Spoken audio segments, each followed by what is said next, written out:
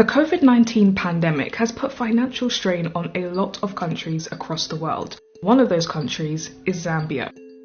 The country had financial issues before COVID-19, but the effects of the pandemic has not made things any easier. Zambia has accumulated a lot of debt. According to a statement from the country's debt management strategy, it owes about $12 billion in external public debt. This is money owed to foreign lenders, which could be other governments, commercial banks, or international financial institutions. The situation has got to a point where Zambia may default on its debt, essentially failing to pay installments on bonds issued by the government, which are held by banks. This would make the country the first in Africa to do so during this pandemic. Why is this bad for Zambia, and how could this impact the rest of the continent? So, how did we get to this point? Zambia is Africa's second largest copper producer, just after DRC, but over the years it struggled with debt. Even back in 2017, the IMF saw Zambia as a high risk for debt distress. The country has been borrowing heavily since 2012, and now $12 billion are owed. Some of this debt is owed by various external Eurobond holders, but a big chunk is owned by China. Where we have gotten here has been an issue where government has wanted to continue to borrow to manage, to run the economy.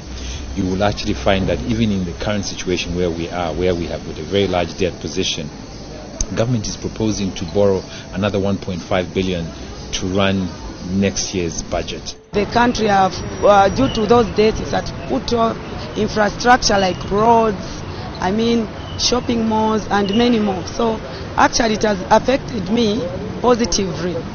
But if the money which is borrowed and it is put to good use to the intended purpose, then I'm happy about that. So there are some people that have welcomed the country borrowing money because of the infrastructure development. But at the same time, Zambia's debt problem forces the government to spend more money on paying high interest on the debt. Also, Zambia's currency, the kwacha, has declined in value against the US dollar. This makes it more expensive to pay the debt, which is in US dollars. This means less money goes into developing activities like education, agriculture, and health.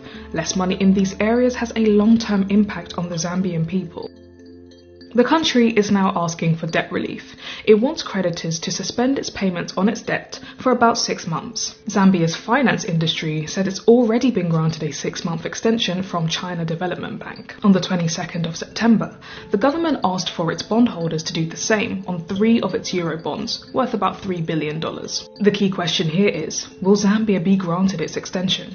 If not, Zambia will default on its debt. One of the issues bondholders have with Zambia is its lack of transparency over the conditions and true nature of its debt with China and Chinese banks. This makes the decision for that 6-month extension tricky. It is general speculation that the Chinese have only put their investment in key strategic infrastructure, which is the airport, which is specific roads, which is the power utility facilities, and that if we were to default, those assets will be collateralized by the Chinese. So, what happens if a country defaults?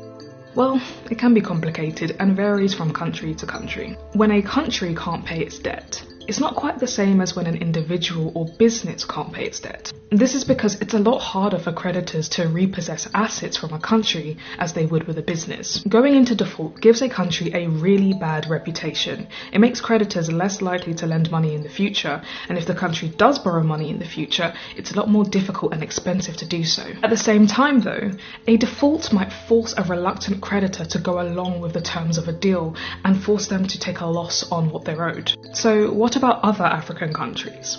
Zambia is being watched closely, especially by other countries that owe large amounts of debt to private bondholders, commercial banks, and state lenders like China. Angola is another example.